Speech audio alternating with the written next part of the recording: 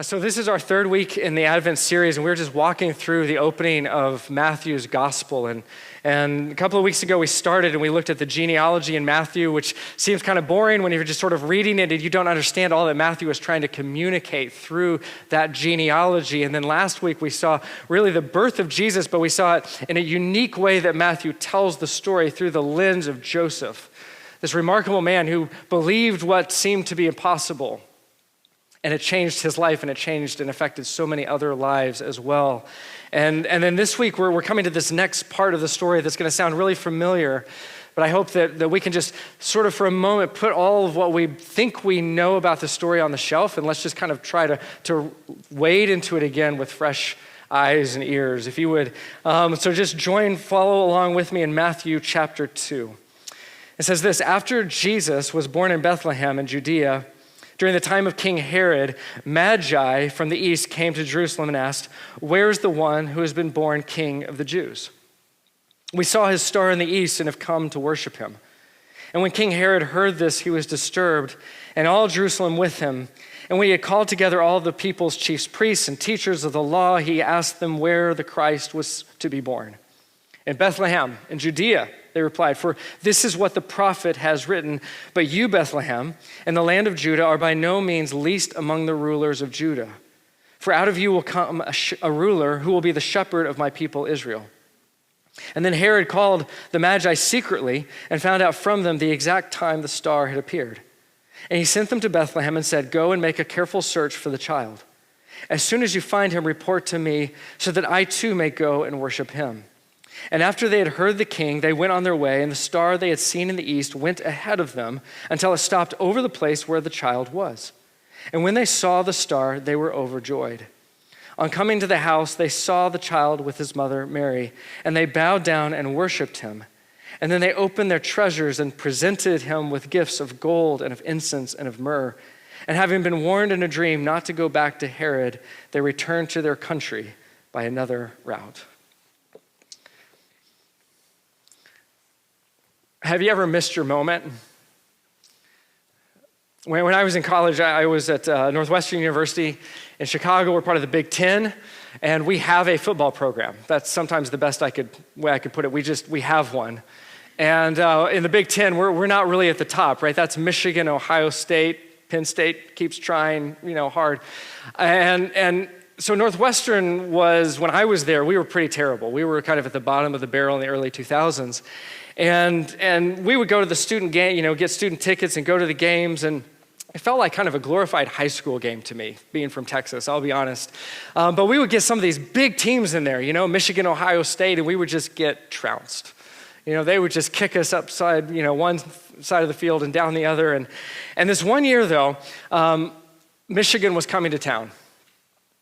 And a bunch of my friends had tickets, and they said, "You got to go to the game." And I said, "I don't want to go." Because I knew I was going to work the late shift the night before. I wasn't going to get home till 2 a.m. from this coffee house that I worked at, and I wasn't going to get bed till 3, and I was looking at the weather, and it's freezing outside. It's awful. I said, "No, I'm out." I don't need to go and watch us get beaten down by the Wolverines. The game's going to be over by halftime. I'm not going to waste my time. And so I stayed home at my apartment, and they went to the game, and of course, that was the year that Northwestern pulled one of the greatest upsets in college football and upset Michigan Wolverines. And the students stormed the field and they brought the goalpost down. It was chaos and amazing and exuberance and euphoria and all the rest of it. My friends came back on cloud 9, so excited, and I had missed the game. I missed it. You ever missed your moment? You ever had a moment like that in your life that you look back on and you're like, "Man, that was the moment. I wish I had seized that moment." How it might have changed your life, might have changed you. And maybe you got busy, maybe you're tired like I was, maybe you got stuck in traffic, maybe you hesitated for whatever reason, but you did not seize the moment. You let that moment pass by. And maybe for some of you, it still haunts you, kind of like that Northwestern game haunts me a little bit, especially when I see my friends who were at the game, and they still remind me that they win and I was not there. We get haunted by some of those regrets from the past, but I think maybe what can be even more haunting are all the moments that we missed and we never even knew it. I have a few moments in my life where I look back and I wish I had done things differently. But what really makes my head spin is when I wonder if there are all those moments that I missed so completely I never even knew they were there. What if there was a moment in your life that was so significant that it would have changed the whole course of your future, and you missed it so completely you never even knew what you missed? See, what's so interesting about this story, as Matthew tells it, this account around Jesus' birth, is that there are these people who are looking for the Messiah, but they're not the people that we expect. That there's a whole group of people, and they're the likely people. These are the religious leaders and the scholars within Jerusalem, and they are the ones who study. They know everything about God and the Messiah, and they've been wondering and speculating, but they're not the people who go and look for him. They miss their moment. It's a whole nother group of people that come into Jerusalem and they say, where is this Messiah? And they go and they find him. And so in verse 1, just want to start back at here. After Jesus, it says, after Jesus was born in Bethlehem in Judea, during the time of King Herod, Magi from the east came to Jerusalem. When I was a kid, I loved the Christmas carol, We Three Kings. Everybody know We Three Kings? Such a great little tune. We were at a party last night, a little Christmas party we got invited to. And you ever stumble into a party, you have no idea how awesome it's going to be? Like, I thought it was just going to be like this little dinner party. And about a little while, we're like upstairs, and they're like, all right, we're going to the basement. I'm like, what? We're doing what? I thought they were talking about sending the kids to the basement, because that's what you do with the kids. We left the kids up here, and we went to the basement, and it was a karaoke night. I didn't even see it coming. They have no idea, but my birthday will be at their house this year. They don't even know. But it was incredible. And like, we're singing We Three Kings, and people were singing in different languages. It was spectacular. It was so fun. We Three Kings. One little problem, they weren't kings, and there probably weren't three of them. It's a great Christmas carol. Otherwise, it just has nothing to do with what Matthew tells us. See, we sort of invented some of these things around We Three Kings because we were like, well, look, there's three gifts, so there must have been three of them. Actually, they probably traveled like in a caravan. It's probably a whole entourage of these people coming from the east, and they weren't kings. Most likely, we looked at this, and there were two things. We saw that these gifts are very kingly gifts, right? These are wealthy gifts, like fit for a king. Surely they were coming from kings, but also in the Old Testament, we see hints of prophetic words being spoken about how when the Messiah comes, foreign kings will come and worship him. And so people over the years began to read that into the story and created We Three Kings. But all we really know is that they were what most Bibles will translate simply as magi, right? Some will say wise men. That's because we don't want to talk about what magi are. So magi, if you look in history, magi it was originally a title that was given to the priests in ancient Persia. But over the centuries that followed, it became kind of a general term for anyone who was what we might think of as a religious guru. Right? These were mystics, they were astrologers, they were magicians, and they were astrologers like these people, and they were looking in the stars and divining the future. But the reason that our Bibles, just to be very candid with you, the reason our Bibles translate this as wise men or leave it as magi is because we all know that there are certain people who should not show up in the Christmas story. Right? There's just the wrong kind of people.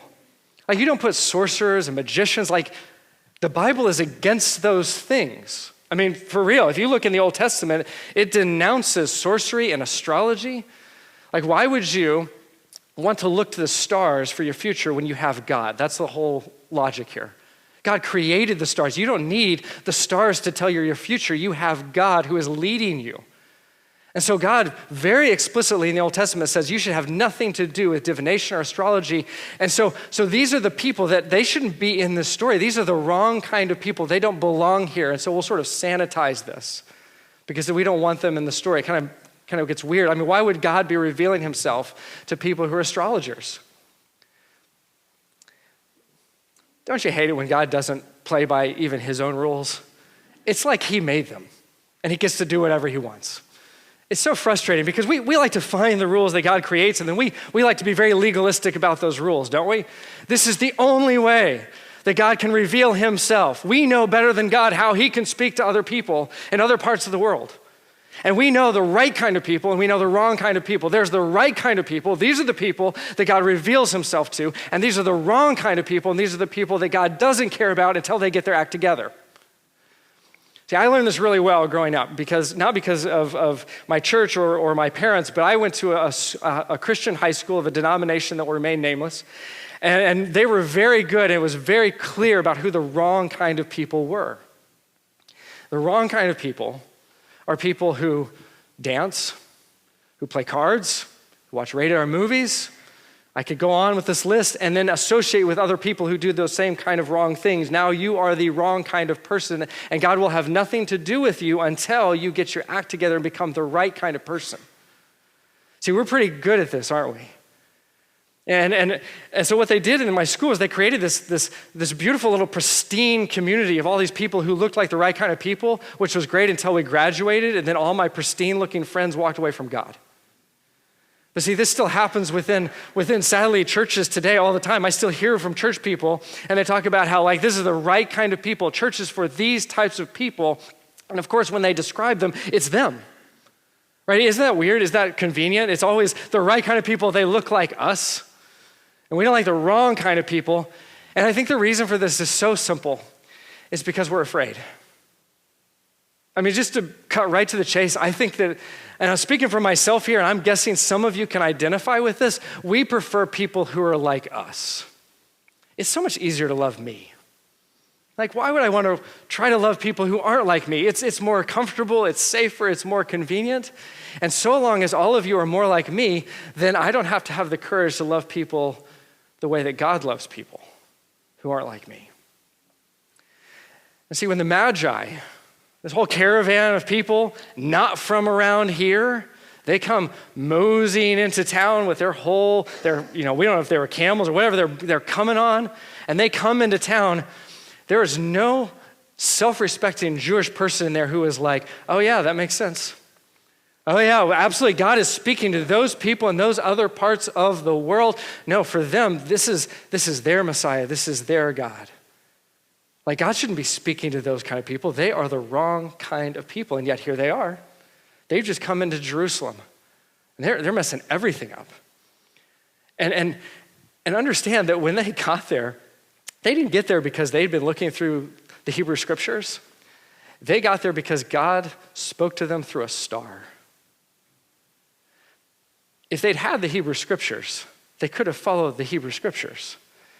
But they didn't have them, and so God, because he is so gracious, because he is so good, because he is so kind, he condescended to them and said, oh, you're looking for me over here in the stars, then that's where you'll find me, if that's what it takes to get you where I want you to go.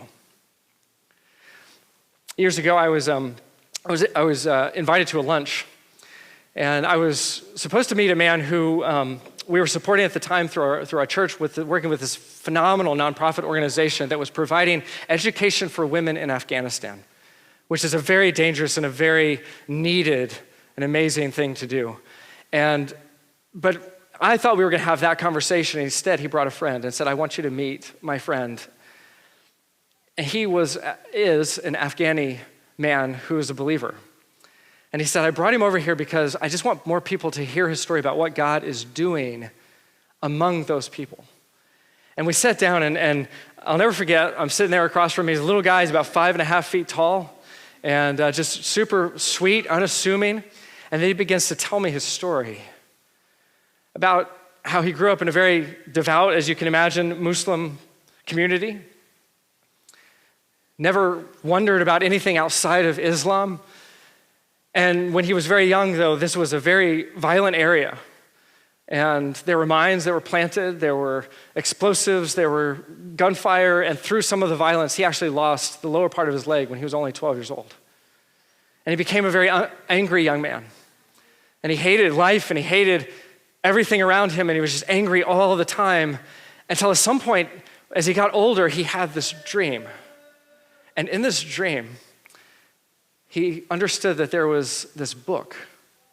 And he didn't even understand what it was, but somehow he knew it was a Bible. Wasn't sure what a Bible was, but he knew he needed to see what was in the Bible. And he was smart enough to realize he couldn't just start asking around. But he began very quietly to whisper and to ask and realized there was no chance of finding a Bible there. In fact, if he kept asking, he might have lost his life. And so at some point, he realized he was going to have to leave his community, his area, and even his country. And he decided he was going to travel to Turkey in search of a Bible. I don't know how far you had to go recently to pick up a Bible, but I guess it wasn't as far as he did. And he began to travel not with people that would have been safer, but by himself. And he stuck to the back roads where nobody would find him, because if he was picked up by one of these warring tribes, he could be killed, he could be taken back, he could be taken captive. And so he's living on the land, starving, freezing, heat, whatever the circumstance, whatever the weather is at that time, right? He gets his way to the border of Turkey. He has no passport, he has no money. He has to become part of the black market in order to smuggle himself across into Turkey also, that he can get his hands on a Bible. And when he does, which is not exactly the most religious free place in the world, but compared to Afghanistan, it was better. And over a series of course, coincidental events, he managed to find a Bible and he met Jesus. And it changed his life forever. If you're feeling guilty about how hard it is to get up on a Sunday morning to come here, I get it right now. Like you should feel that a little bit. I do. The lengths that he would go to meet God.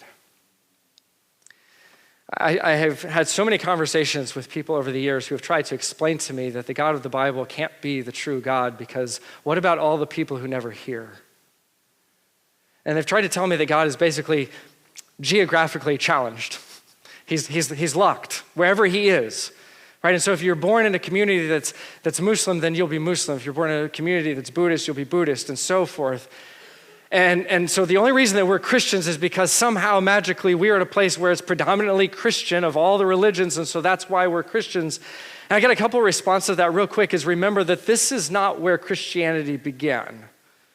Okay, so understand that God has always been on the move, right? It begins in Israel, where God reveals himself, but then it begins to spread, and it goes to Europe, and it comes here. And by the way, we are not the center of Christendom today.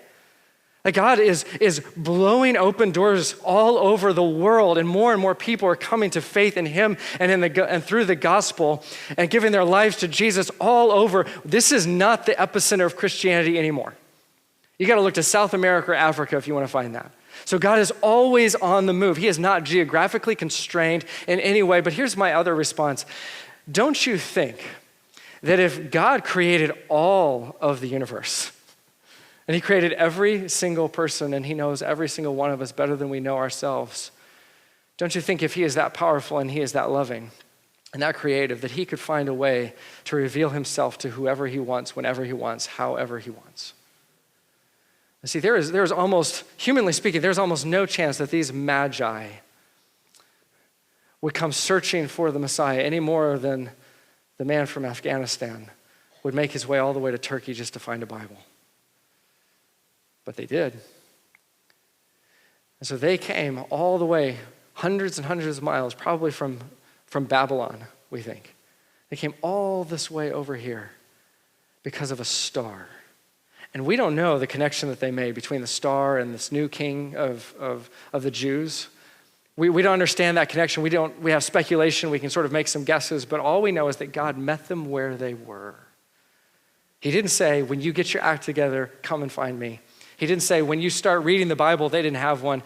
He said, wherever you are, I will meet you there. And he sends them on this incredible journey to Jerusalem and beyond, all to meet a God they did not yet know.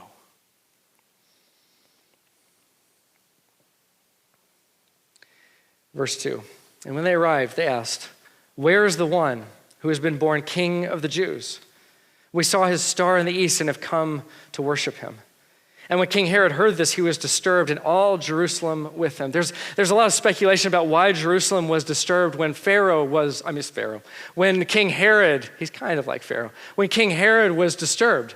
And some people just said, well, look, when King Herod gets upset, everybody gets upset because he's the king and he sort of like shakes everything up. I think that's possible. I think one of the reasons, though, if I had to guess as I've been thinking more about this, I think the reason that all of Jerusalem is disturbed is because they had begun to believe that God belonged to them. See, this wasn't three kings who kind of like snuck in. This was a caravan. Like when they show up, everybody knows they're there. And this makes no sense to their grid of how God works. Like God belongs to them. He is their prize.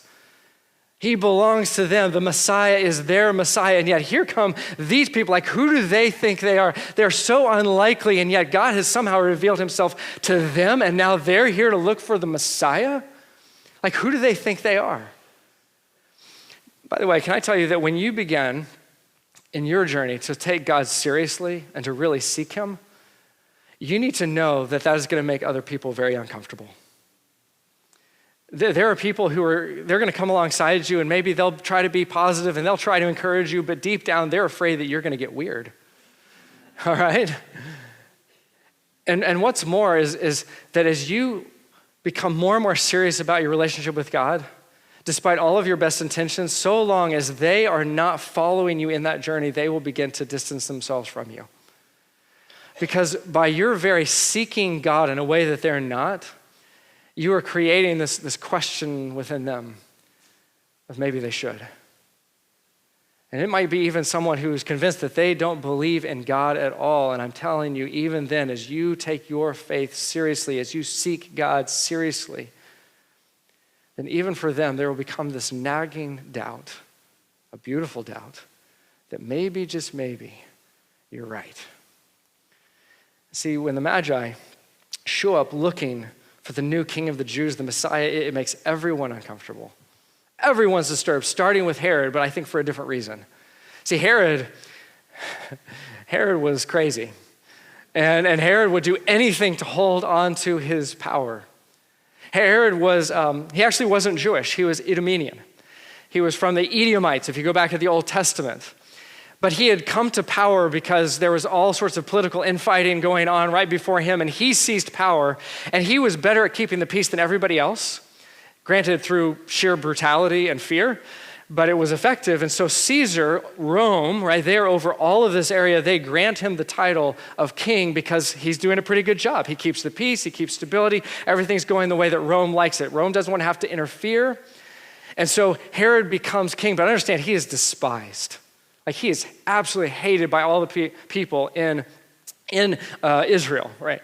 And the reason, very simply, is because one, he's not Jewish. So here is a non-Jewish king sitting on the throne in Jerusalem. They don't like that. But also, he's a horrible person. I mean, he's mean, he's brutal, he's killing people.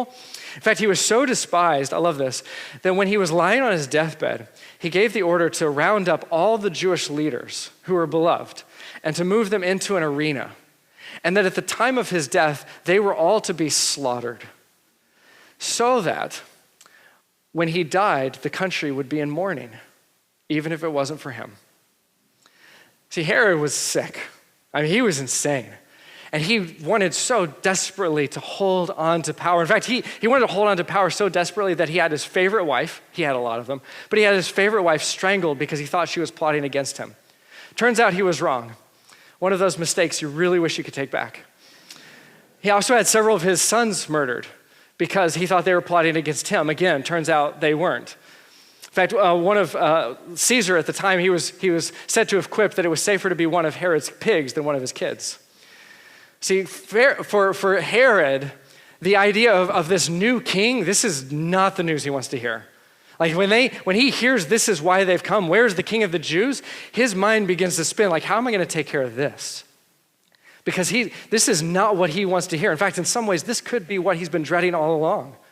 I mean, if you're sitting on the throne and you're not Jewish over the Jewish people, you have to wonder if at some point they're going to try to overthrow you and put someone who is Jewish on the throne. But not just that, there was this rumor. This is so interesting. There was actually a rumor, like a legend going around the region for centuries that had been building, that there was a Jewish ruler who would come to the throne. This wasn't just in Jerusalem. This wasn't just in the surrounding region, but throughout the region, throughout many, many neighboring nations.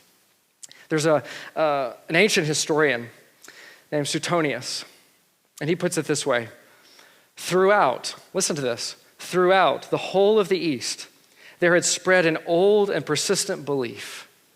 Destiny had decreed that at that time, men coming forth from Judea would seize power and rule the world. See, there was this fear that somehow in Judea, somehow in this tiny little country, there would be there would be rulers. They weren't sure, they're not good at the specifics, but there would be some power arising there that would dominate the whole of the world. See, it's not just Herod who is afraid. It's not just Herod who dreads this. The neighboring countries or they hear this rumor, this myth that's in the air that maybe, just maybe, something could come out of Judea. But this is Herod's worst nightmare come true. But he's not panicking, right? Herod didn't get where he is by panicking and freaking out. No, he's shrewd. Like, he knows how to handle this stuff. Stay calm, right? Take it a step at a time. He needs more information. And so he's working out a plan. He's a schemer, but he wants to set them up to do what he needs them to do.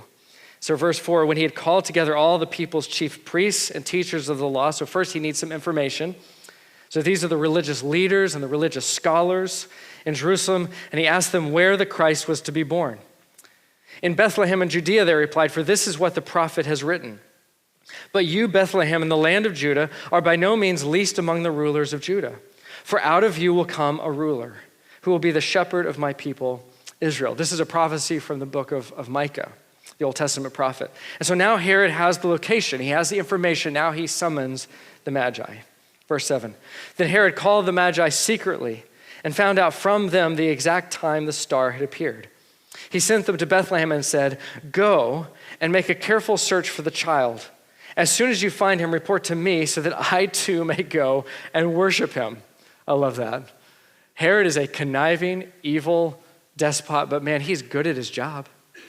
He's good at what he does. And he's so convincing that evidently the Magi, they don't know his reputation coming in from a foreign land, and they buy what he's selling. They're like, okay, we'll go along with that. So verse 9, after they had heard the king, they went on their way, and the star they had seen in the east went ahead of them until it stopped over the place where the child was. And when they saw the star, they were overjoyed. Isn't it odd how the star works? I always found this really interesting. I mean, here's the star. They're over in the east somewhere, and they see the star, and they follow the star to Jerusalem, but then it's like they lose sight of the star. The star is just sort of there, and then they hear from Herod's people, right, these religious scribes and scholars, where they're supposed to go, so then they start on their way to Bethlehem, and as they go, now the star begins to move, and they're overjoyed. I always wondered, like, why not just send them to Bethlehem? Why didn't the star just take them clearly to Bethlehem? Why the detour? Why are we going through Jerusalem? Could have saved a whole lot of trouble if we just gone straight to Bethlehem. But I got to tell you, I think this is how God often works. I think God often gives us only the information that we need for that moment. He only gives us enough information to get us moving on the first leg of our journey. And I think he does that because if he was to tell us our final destination, it would be so tempting to take that information and leave him out of it. It would be so tempting to say, God, I got it from here. Thanks for telling me everything I need to know. I don't need anything more. I'll send you a postcard when we arrive. Nice knowing you. I'm off on my own. I think that would be our temptation, wouldn't it? But instead, what God wants to do is take us on each leg of the journey, and he gives us only the information that we need as we go. I think the other part of this is that the reason that God takes us on what feels like detours and dead ends is because he's actually protecting our future from us. Because if he moved us into the future that he has for us, but we're not ready, then we will make a mess of it. And what he's really doing is he's giving us time to develop, time to grow, to become the people that we need to be, the character and the faith that we need, so that when we arrive in that future, we can actually handle the future that he's created for us. When I was 13, I met the woman that I would marry, spend the rest of my life with. I was 13 years old when I met Carrie. And when I saw her at 13, I looked across the room and I thought, that is the woman of my dreams. She was 11. And I just thought, I'm going to spend the rest of my life with her. No, I didn't. Not even close. Are you kidding? I'm 13. I'm not hanging out with little 11-year-olds. I'm cool. I'm in middle school. I'm not hanging out with an 11-year-old. Like, that's not how this plays. So we were not friends for years. Like we knew each other, our circles kind of overlapped. I knew who she was, but we met at 13 and it would be years. I was gonna leave, we went our separate ways, go to college, I go to Chicago, I go to Italy, and it was years later that suddenly it's like we met each other for the first time. And in some ways that's exactly what happened because we were not the same people that we'd met when we were 13 and 11. If we'd been the people when we met and we've never changed, the 13 and 11-year-old, we would not still be married today, right? We had a whole journey, this part of our life that God took us on this journey and he grew us, he changed us, and he changed our character, he deepened our faith and our relationship with him. All of this changed about who we were so that when he actually brought us together, we were ready. We weren't the same people that we had been before. See, maybe you're frustrated because you feel like God has you on these detours in life. And when they feel like dead ends and you're frustrated, you're like, God, I'm ready for that next leg of the journey. Like I want to go over there. I want that job. I want that kind of career. I want that kind of family. I want that kind of, I want that relationship. I'm waiting for that guy or that girl who's going to, complete my life. And you're waiting for all of that. And you're like, God, why aren't you giving that to me? Maybe, just maybe it's because if he gave that to you now, you would mess it up. You are not the person who can handle the future that he has for you. But you'll get there. You'll get there if you will rest in this space, if you will take the time to seek him in this space he has you in now, because in God's economy, can he tell you, there's no detours, there's no dead ends unless you create them. Right? He's not taking you on that to hold you back. He's taking that because he wants to change who you are. And those moments where you feel so stuck, those can be some of the richest times in your life where he is doing some of his deepest work in you if you pay attention. And that's the key. You have to see and believe in what he's doing in you to allow him to change you into the person that he wants you to become for the future that he wants you to step into. See, the Magi, when they're following the star to Jerusalem, that's as close as they can get for them, for that moment. That's all the information he gives them. All they have is a connection between a star and a new king of the Jews. And we don't know exactly what that connection was. Maybe it goes back to that rumor that I told you about. This idea of this legend that was pervasive throughout the region. Maybe that's how they make the connection. We don't know. All we know is that God gave them the information they needed from the star to get from there to Jerusalem, but they had to go to Jerusalem because it was there that they would receive the prophecy that would lead them to Bethlehem. And it was there that they learned that God didn't speak to them just through a star, but through his scriptures. It was there that they learned that if they really wanted to follow him, it wasn't through divining the movement of the stars in the sky, but through his word. Maybe that's what they needed. And so the Magi, with this new information, are so excited. They get this information. We are going to go to Jerusalem. And so they get together with the religious leaders and scribes, and together they all go to Bethlehem. Except that's not what happened. The Magi go, and the religious leaders and the scribes, they stay.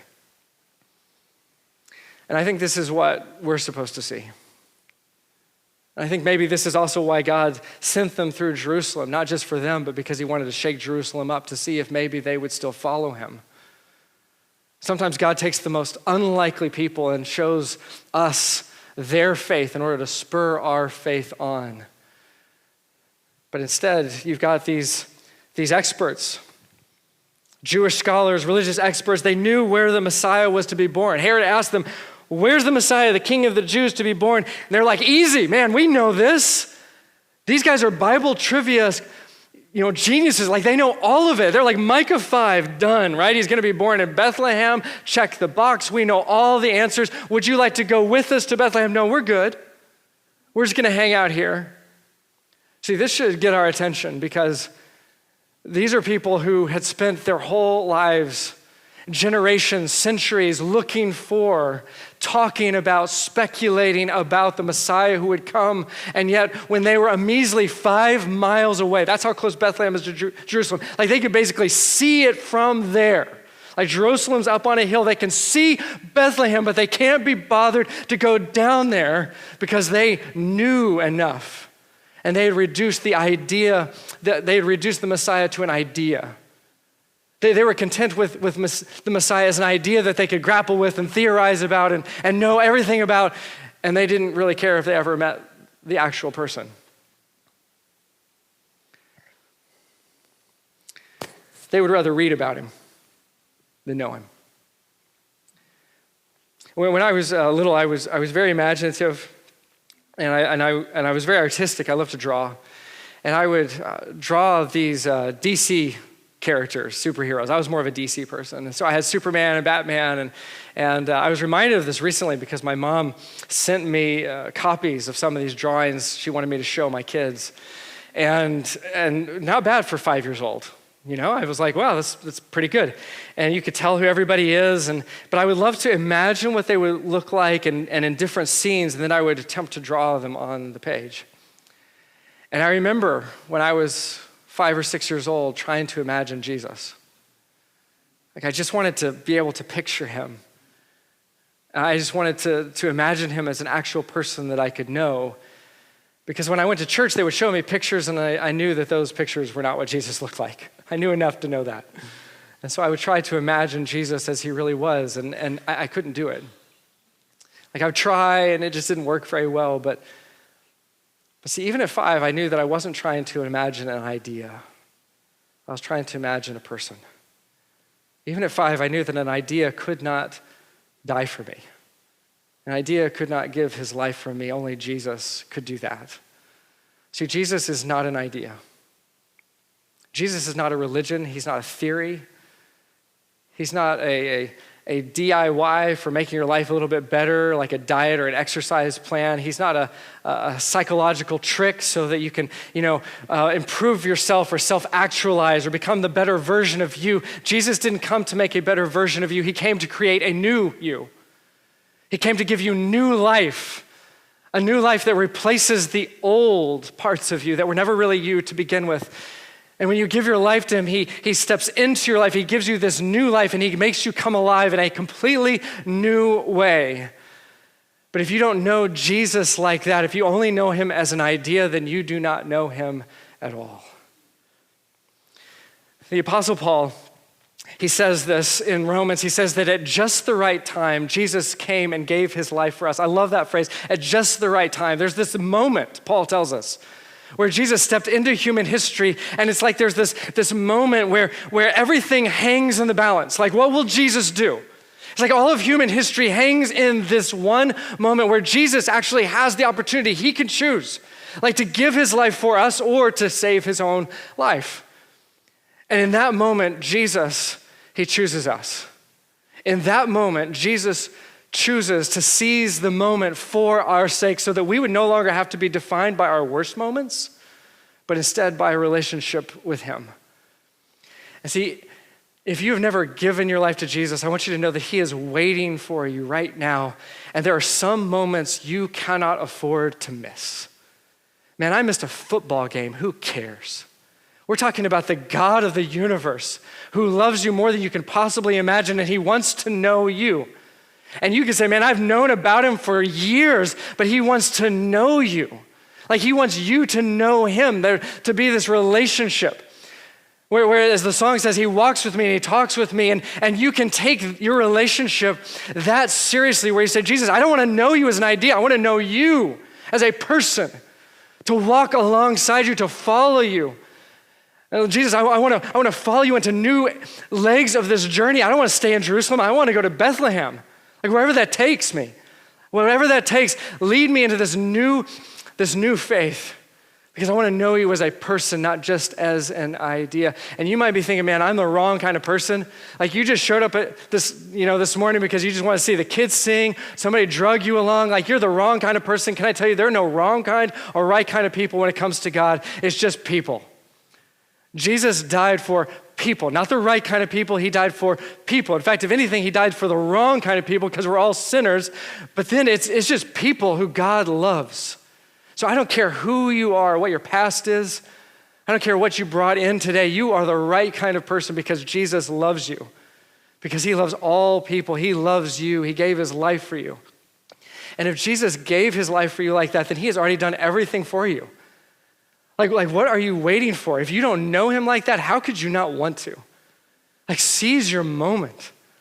Like, this is a moment where maybe right now God is whispering to you, Jesus is calling you to know him, not as an idea, not as a religion, not as a theory, but as the person who gave his life for you. Maybe this is your moment. This is your moment to say, Jesus, I'm ready to take you seriously in a whole new way. Maybe this is your moment where you say, Jesus, I'm tired of just play acting the part and doing the whole church thing and looking good. I want to know you. Make this your moment.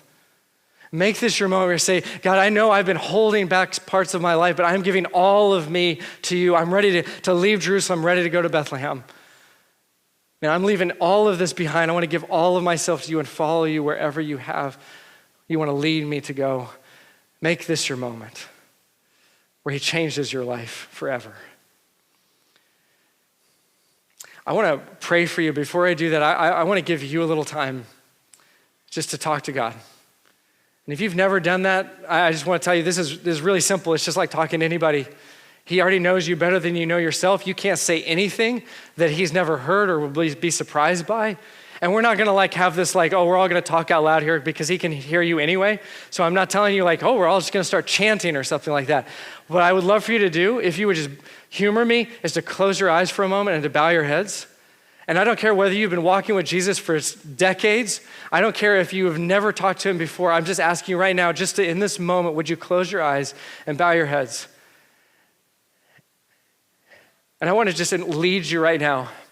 And I don't know what this prayer is for you, but to say, Jesus, make this my moment. And you tell him, Jesus, I want this to be the moment that I give my life to you. Tell him that this is the moment that you want to give all of yourself to him. Make this the moment where you say, Jesus, I don't want to play at this. I want to take you seriously in a whole new way. Make this your moment where you say, Jesus, I believe you are who you say. And I'm tired of pretending. I want the life that only you can give. Make this the moment. Tell him right now, Jesus, change my life. Make this your moment. Say, Jesus, I give my life to you. Make this your moment. Tell Jesus, I want to go further and deeper in my faith. God, show me what that looks like. Make this your moment. Tell him, Jesus, change my life. Change my life.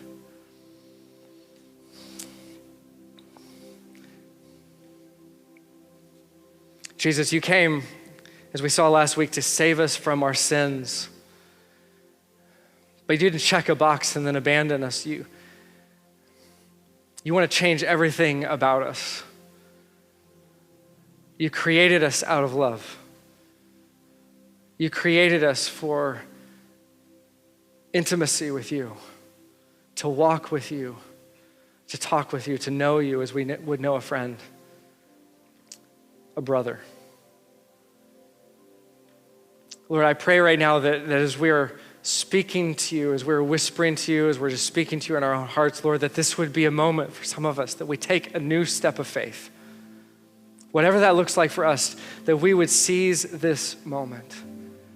Say, Jesus, I don't even know how, but I am just believing, I am trusting that you are calling me to know you more, to give my life fully to you. Lord, I pray that you would honor these prayers. Thank you that you're listening. Thank you that you always hear us. Thank you that you love us more than we can imagine. Lord, help us to seize this moment because you are the one who has seized us. That we can give our lives to you because you gave your life for us. Lord, how can we hesitate? How can we waste another moment when we know that you love us like that? Help us to seize each moment this week that we have to know you, to worship you, to be in awe of you, to follow you in faith, past Jerusalem to our Bethlehem. We pray this in your name. Amen.